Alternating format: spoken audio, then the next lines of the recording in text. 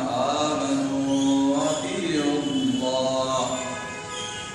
أطيعوا الله وأطيعوا الرسول وأولي الأمر منكم فإن تنازعتم في شيء فردوه إلى الله والرسول إن كنتم تؤمنون بالله واليوم الآخر ذلك خير وأحسن تأويلا. صدق اللہ العظیم والمولى الکریم. شروع اللہ کے نام سے جو بڑا مہربان اور نہایت رحم کرنے والا ہے.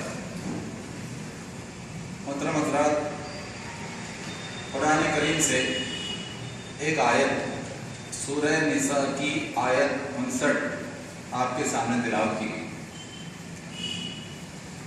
اجتماعیت کے حوالے سے اور اجتماعیت میں ایک امیر کی اطاعت کے حوالے سے اللہ سبحانہ و تعالیٰ نے ہم جو حکم دیا ہے سورہ نساء کی اس آیت 59 میں. آئیے اس پر غور کرتے ہیں. اس کا ترجمہ سنیے. اللہ تعالیٰ فرماتا ہے کہ اے لوگوں جو ایمان لائے ہو، اللہ کی اطاعت کرو، رسول کی اطاعت کرو، اور تم میں جو صاحب امر ہوں ان کی اطاعت کرو. پھر اگر تمہارے درمیان کسی معاملے میں نزاع ہو جائے تو اسے اللہ اور اس کے رسول کی طرف پھیر دو. اگر تم واقعی اللہ اور روز آخر پر ایمان رکھتے ہو، یہی ایک صحیح طریقہ کار ہے اور انجام کے اعتبار سے بھی یہی بہتر ہے. محترم حضرات، آپ نے ترجمے پر سے غور کیا ہوگا کہ اللہ سبحانہ و تعالیٰ نے سورہ نساء کی اس آیت 59 میں 3 اطاعتوں کا حکم دیا ہے. پہلی جو اطاعت ہے اطیعوا اللہ، وہ اللہ کی اطاعت، اس میں کیا شک اور وہ مسلم ہے، کامل ہے. اس کے بعد اللہ تعالیٰ کا ارشاد ہے وَأَطِيعُوا الرَّسُولَ، رسول صلی اللہ علیہ وسلم کی اطاعت کرو. یہ بھی اللہ تعالیٰ کے حوالے سے، اللہ کے حکم سے اور اللہ کی وحی کے اعتبار سے اور نبوت اور پیغمبری کے منصب کے حساب سے لازم ہے. پھر تیسری اطاعت جس کا حکم اللہ تعالیٰ نے دیا وہ اولی الامر منکم، کہ تم میں جو اولی الامر ہو، تم میں جو صاحب امر ہو، تم میں جو حاکم یا امیر منتخب کیے جائیں یا پورے اسلامی اصولوں کے مطابق بنے. تو اللہ کی اطاعت کے بعد، رسول کی اطاعت کے بعد وہ تیسری اطاعت تم کو عمرہ کی، امیر کی، یا اگر حاکم ہو اسلامی حکومت کے تو پھر ان کی اختیار کرنا چاہیے. پھر اللہ سبحانہ و تعالیٰ نے اگلا جو حکم سورہ نساء کی اس آیت 59 میں ارشاد فرمایا یہ ہے کہ یہ ہو سکتا ہے کہ جو صاحب امر ہوں، امیر ہوں، حکومت کرنے والوں سے تمہیں کچھ اختلاف ہو، کسی معاملے میں اختلاف ہو، مت بھید ہو اور ڈسپیوٹ ہو، ڈفرنس آف اوپینین ہو. تب کیا کرو؟ تو اللہ تعالیٰ نے ارشاد فرمایا اس وقت یہ کہو کہ فَإِن تَنَازَعْتُمْ، کہ تم کسی تنازع میں آ جاؤ اس اجتماعیت کے ساتھ، امیر کے ساتھ، حاکم کے ساتھ، تو پھر یہ کہو کہ فی شیء، کسی معاملے میں، کسی چیز کے حصے میں، فردوہ الی اللہ والرسول، تو اس کو لوٹا دو اللہ اور اس کے رسول کی طرف. اس معاملے میں مطلب کیا کرو؟ لوٹا یعنی کیا کرو کہ اس معاملے میں پھر حکم اللہ کی کتاب سے، کہ اللہ کی کتاب اس معاملے میں کیا حکم دیتی ہے؟ اللہ کی کتاب سے. اور دوسری چیز رسول سے لو. رسول سے کیسے؟ حدیث سے یا سیرت محمدی صلی اللہ علیہ وسلم سے. جب کسی جو ہے ڈفرنس آف اوپینین، ڈسپیوٹ، متبھید یا تنازع کا شکار ہو تو اس وقت پھر پلٹا دو اس معاملے، اختلاف کا شکار ہو تو پھر وہاں سے رہنمائی حاصل کر اللہ اور اس کے رسول سے. تو اللہ تعالیٰ نے قیامت تک کے لیے یہ اصول بھی دے دیا کہ اجتماعیت بنے گی، اجتماعیت ہوگی یا خلافت بھی ہوگی تو تنازعات ہو سکتے ہیں، اختلافات آ سکتے ہیں، ڈسپیوٹس ہو سکتے ہیں، ڈفرینس آف اوپینین ہو سکتا ہے، لیکن اس وقت یہ دو چیزیں موجود ہیں اور قیامت تک موجود ہیں، ایک تو اللہ کی کتاب اور دوسرے احادیث پاک یا صلی اللہ علیہ وسلم محمد یا نبی کی سیرت موجود ہے، تو اس سے فیصلہ کر لو اس چیز کا۔ اس کے بعد اللہ تعالیٰ نے یہ بات ارشاد فرمائی کہ دیکھو نساء کی 59ویں آیت، جہاں جا کر اللہ سبحانہ و تعالیٰ مکمل کرتا ہے اس کو سنیے۔ اللہ تعالیٰ فرماتا ہے کہ ذالک خیر، کہ خیر اسی میں ہے، بھلائی اسی میں ہے، بہتری اسی میں ہے کہ یہ 3 اطاعتیں جو اختیار کرو دنیا میں، اور پھر تنازع، ڈسپیوٹ، ڈفرینس آف اوپینین، متبید ہو تو اس کو پلٹا دو اللہ اس کے رسول کی طرف۔ تو خیر اسی میں ہے یہاں بھی اور خیر اسی میں وہاں بھی، اور جب تم پلٹاؤ گے اپنے معاملے کو تو پھر کیا ہوگا؟ وہ احسن تعویل، تعویل کے اعتبار سے یہ ہے تعویل انجام، کہ یہاں کا کوئی معاملہ ہو اختلاف کا تو اس کا انجام اسی وقت اچھا ہوگا جب اس کو قرآن اور حدیث کی طرف پلٹا ہوگا، جب اس کو اللہ اور اس کے رسول کی طرف پلٹا ہوگا۔ تو آپ دیکھ قیامت تک کے لیے ہمارے سامنے یہ اصول بہت واضح ہو کر آ گئے، اور 3 اطاعتیں قیامت تک کے لیے بہت واضح ہو کر آ گئی۔ یہ بات آج کے ماحول میں اس لیے بہت خاص طور پر ہم کو یاد رکھنے اور یاد دلانے کی ہے کہ لوگ 2 اطاعتیں تو مانتے ہیں اللہ اور اس کے رسول کی، لیکن تیسری اطاعت کو عام طور پر نہیں مانتے، امیر کی اطاعت، صاحب امر کی اطاعت۔ ذرا آپ میں سے ہوں گے، منکم اولی الامر منکم، تم میں سے ہی ہوں گے، وہ کوئی اللہ تعالیٰ کی طرف سے اتارے نہیں ہوں گے، تمہارے جیسے ہوں گے، کچھ صلاحیتوں میں بڑے ہوئے ہوں گے، تقویٰ میں، معاملہ فہمی میں، بصیرت میں، نیکی میں، راستی میں کچھ بڑے ہوئے ہوں گے، اس کی بنیاد پر فیصلہ ہوگا، لیکن پھر بھی کوئی اختلاف آ سکتا، ڈسپیوٹ آ سکتا، تو تب اس معاملے کو اللہ رسول پر پلٹا ہوگا۔ واقعی یہ چیز اجتماعیت کی جو اہمیت ہے اس کو قیامت تک کے لیے ثابت کر دیتی ہے، اور فرضیت کے طور پر ثابت کرتی ہے، فرضیت کے طور پر یہ 3 اطاعتیں لازم ہیں کہ اللہ کی اطاعت، رسول کی اطاعت اور امیر کی اطاعت۔ امیر کی اطاعت اس وقت تک جب کہ خلافت نہ ہو، اور بعد میں خلیفہ ہو جائے تو پھر تو لازم ہے وہ اطاعت، لیکن جب تک خلافت قائم نہ ہو امیر کی اطاعت ہو۔ کیا یہ بات بھی ہو سکتی ہے کہ بھئی جماعتیں گئی ہیں، امیر گئی ہیں، ہم کیا کریں؟ ٹھیک ہے، اس کا بھی حل ہے کہ قرآن اور حدیث اور اللہ اس کے رسول کی رہنمائی ہی کے نتیجے میں دیکھا جائے گا کہ جو جماعتیں موجود ہیں اس میں ایسی کون سی جماعت ہے جو پورے قرآن اور پورے حدیث کی طرف بلا رہی ہے، پورے قرآن اور پورے حدیث پر چل رہی ہے، اور جس کے سامنے بہت واضح ہے کہ محمد مصطفیٰ صلی اللہ علیہ وسلم کا جو پورا اسوہ ہے، اسوہ اور پورا جو طریقہ کار ہے اللہ کی اطاعت کا، اور اس میں خلافت اور نظام اسلامی اور نظام مصطفیٰ قائم کرنے کا، اس طرز کو اختیار کیا ہے، اس کے ٹکڑے کر کے اس میں سے کوئی چھوٹے چھوٹے حصے لے کے یا کوئی ایک آدھ رکن لے کر کوئی اجتماعیت اور کامل اجتماعیت تو نہیں بنائی جا سکتی، چھوٹی چھوٹی اجتماعیت تو بن سکتی ہے، بنائی جا سکتی ہے، چل سکتی ہے، لیکن وہ اجتماعیت جو اولی الامر کی اللہ اور اس کے رسول کی اطاعت میں،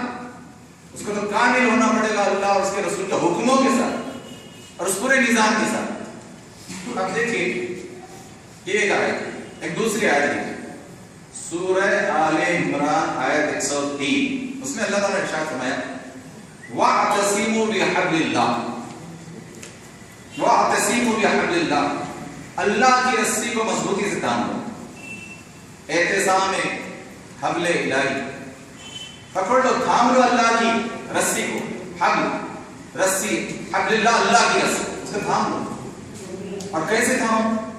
وہاں یہ لازم کر دیا گیا، پابند کر دیا گیا کہ جمیع، جماعت بن کر، اکیلے اکیلے، منفرد، بکھرے بکھرے، تفرقے کے ساتھ نہیں پکڑو گے، تفرقے کے ساتھ پکڑا جانا اللہ تعالیٰ کو مطلوب نہیں ہے۔ اس سے صاف صاف یہ ارشاد فرمایا گیا کہ اللہ کی رسی قرآن مجید، اللہ کی رسی دین حق، اللہ کی رسی دین اسلام، اس کو پکڑو، تھام لو، مضبوطی سے تھام لو. اور کیسے؟ جمعیت بن کر، جماعت بن کر، اجتماعیت بن کر، سنگھٹن بن کر، اس کے بغیر نہیں. اور پھر آگے پابند کر دیا گیا کہ ایسی جمعیت بنو کہ ولا تفرق، کہ پھر تفرقے، پھوٹ کا پھر شکار مت. پابند کر دیا اللہ سبحانہ و تعالیٰ نے کہ تم کو اللہ کی رسی، قرآن اور اسلام تو تھامنا ہی ہے، لیکن اس طرح تھامنا ہے کہ جماعت بن کر، اجتماعیت بن کر، سنگھٹن کے ساتھ، آرگنائزیشن کے ساتھ، اور پھر تفرقہ نہیں ہونا چاہیے. اب کسی مسلم کے پاس، کسی کلمہ گو کے پاس اس کا کیا موقع ہے کہ وہ یہ کہے کہ اجتماعیت ضروری نہیں، ہم ایسے ہی رہیں گے، میں ویسے بھی نماز پڑھتا ہوں، روزہ رکھتا ہوں، حج بھی کیا ہے، زکات بھی دیتا ہوں. کیا موقع ہے اس کے پاس اس بات کا؟ دو واضح حکم آ جانے کے بعد کہ سورہ نساء کی آیت 59 صاف کہہ رہی ہے کہ میں 3 اطاعتیں اختیار کروں، اللہ کی، رسول کی، اولی الامر کی. اور اس ساتھ کہہ رہی ہے سورہ آل عمران کی آیت 103 کہ اللہ کی کتاب کو، اللہ کے دین کو تو جماعت بن کر ہی تامنا ہے. تو یاد رکھیے اور یاد دلائیے کہ آپ الحمدللہ کسی نہ کسی درجے میں اجتماعیت میں ہیں، لیکن مسلمانوں کو یاد دلانے کی ضرورت ہے. وہ جو بکھرے ہیں، وہ تفرقے کا شکار ہے، وہ جو جدا ہے، ان کو یاد دلانے کی ضرورت ہے کہ اللہ کی رسی کو، اللہ کے دین کو تھام لو، جماعت کے ساتھ، اجتماعیت کے ساتھ.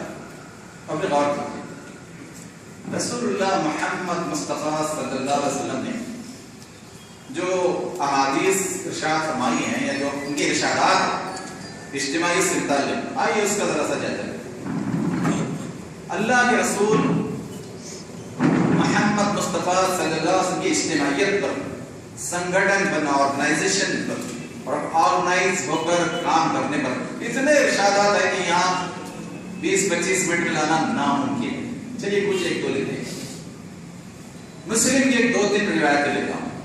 دیکھیے مسلم میں رحمت عالمین محمد مصطفیٰ صلی اللہ علیہ وسلم نے اجتماعیت کے سلسلے میں جو ارشادات فرمائے ہیں اس کو سنیے، غور سے سنیے، گراہ میں باندھ لیجیے اور سارے مسلمانوں کا کام کیجیے. اللہ تعالیٰ علیہ کیا فرمایا رحمت عالمین صلی اللہ علیہ وسلم نے؟ دیکھیے سنیے. رحمت عالمین فرماتے ہیں من مات ولیس فی عنقہ بیعۃ مات میتۃ جاہلیہ. اس کا ترجمے پر غور کیجیے جو عربی نہیں جانتے. اللہ کے رسول صلی اللہ علیہ وسلم فرما رہے ہیں کہ جو شخص نہ، جو مسلم اس حال میں مر جائے کہ اس کی گردن میں امام المسلمین کی بیعت کا قرارہ نہیں تھا، تو رحمت عالمین فرماتے ہیں کہ اس کی موت جاہلیت کی موت ہوگی، اسلام کی موت نہیں ہوگی. جاہلیت لفظ اللہ تعالیٰ نے اور رسول نے اسلام کے خلاف استعمال کیا ہے، اسلام کی ضد میں استعمال کیا ہے. تو جو اجتماعیت کے ساتھ نہیں ہے، بیعت نہیں کر رہا ہے، جب آزادہ کسی آرگنائزیشن میں، سنگھٹن میں نہیں آ رہا ہے، تو اس کے بارے میں یہ کہا گیا کہ اس کو جاہلیت کی موت کرنا. پھر اس کے بعد دوسری حدیث سنیے، وہ بھی مسلم سے ہی کی. اس میں رحمت عالمین محمد مصطفیٰ صلی اللہ علیہ وسلم ارشاد فرماتے ہیں کہ من خرج من الطاعة، کہ جو خارج ہوا، الگ ہوا، نکلا اطاعت سے. کس کی اطاعت سے؟ ایک امیر کی اور ایک امیر کی اجتماعیت کی اطاعت سے الگ ہوا. اس کا معاملہ کیا ہے؟ رحمت عالمین فرماتے ہیں وفارق الجماعة، اور الگ ہوا اطاعت سے. پھر کیا کیا کہ جماعت سے اس نے کنارے پیش اختیار کی، اس سے فرقت، دوری اختیار کی جماعت سے. پھر کیا ہوا؟ فمات میتۃ جاہلیہ، اس کی موت جاہلیت میں، اجتماعیت سے الگ ہوا، امیر کی اطاعت سے الگ ہوا. تو رحمت عالمین فرماتے ہیں کہ اس کی موت جاہلیت کے ساتھ. یہ بھی مسلم کی روایت ہے. اور آپ دیکھیے کہ رسول اللہ محمد مصطفیٰ صلی اللہ علیہ وسلم دونوں روایتوں میں اس بات کی سختی سے، تاکید سے یہ ہدایت دی ہے کہ جماعت کے ساتھ ہونا پڑے گا، اطاعت کے ساتھ ہونا پڑے گا، امیر کی اطاعت کے ساتھ ہونا پڑے گا، ورنہ اس کے بعد جو موت ہوگی وہ جاہلیت کی موت ہوگی. ایک تیسری روایت سنی، یہ بھی مسلم ہے. اس میں ایسے اشخاص جو نہ تو جماعت میں آئے، نہ امیر کی اطاعت میں رہے، بلکہ اس سے بڑھ کر اس کے مخالف یہ کام کرے کہ جماعت توڑنے کا کام کرے. تو ان کے بارے میں تو یہ فرمایا گیا کہ من اراد ان يفرق امر هذه الجماعه وهي جميع فاضربوه بالسيف كائنا من كان. اس روایت محمد مصطفیٰ صلی اللہ علیہ وسلم اتنی سختی سے ارشاد فرماتے ہیں کہ جو شخص اس جماعت کو جبکہ وہ متحد ہو، جو شخص جو مسلم ایسی جماعت کو جو متحد ہو پراغ انداز کرنا چاہے، توڑنا چاہے، بکھیرنا چاہے، کمزور کرنا چاہے، تو اس کے لیے رسول اللہ نے فرمایا فَضْرِبُوهُ بِالسَّيْفِ، اسے تلوار پر رکھو، کائناً من کان، چاہے وہ کوئی بھی ہو تو تلوار پر رکھو. آپ دیکھیں کتنی سخت ہدایتیں اجتماعی کسی سے نہیں. یہاں ایک فرق واضح کیجیے، ایک فرق ظاہر ہے کہ یہ حدیث رحمت عالمین صلی اللہ علیہ وسلم نے اس اجتماعیت کے بارے میں کہی ہے جو پوری اسلامی اجتماعیت ہے، جسے اسلامی جماعت کہا جائے، اور اس میں سے اگر کوئی باہر ہو تو جاہلیت کی موت مرا اور اس کو تو تلوار پر رکھا جا سکتا ہے. مگر اگر کہیں اسلامی حکومت نہ ہو اور اگر کہیں خلیفہ نہ ہو تو کیا کیا جائے؟ پھر کیا پراگندہ رہنے کی، غیر مجتمع رہنے کی، بغیر اپنے سمجھدار رہنے کی ضرورت ہے یا گنجائش ہے؟ نہیں. اجتماعیت بنے گی، اجتماعیت بنائی جائے گی اور اجتماعیت ساتھ رہا جائے گا اور کوشش کی جائے گی کہ یہ اجتماعیت اسلامی اجتماعیت کی طرح ہو، اور کوشش کی جائے گی یہ اجتماعیت وہ خلافت قائم کرے، وہ نظام اسلامی قائم کرے، وہ نظام مصطفیٰ قائم کرے. اس کی کوشش ہونا چاہیے. اور ایسی اجتماعیت ساتھ اگر کوئی نہ ہو، نہ ہوتا ہو، اسے آزاد رہنے کو پسند کرتا ہو، تو اس کا ناطہ بھی انہی لوگوں سے ہے کہ جو ویسی اجتماعیت کو پراگندہ کرنا چاہے، ان کا بھی ناطہ ویسے ہی انداز میں ہو جائے.